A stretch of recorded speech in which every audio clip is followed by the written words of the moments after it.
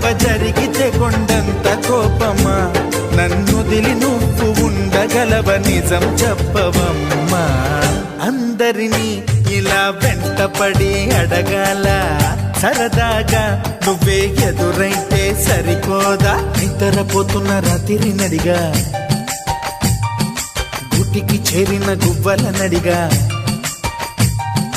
చల్లగాలి నడిగా ఆ చందమామ నడిగా ప్రియురాలి జాడ చెప్పరేమని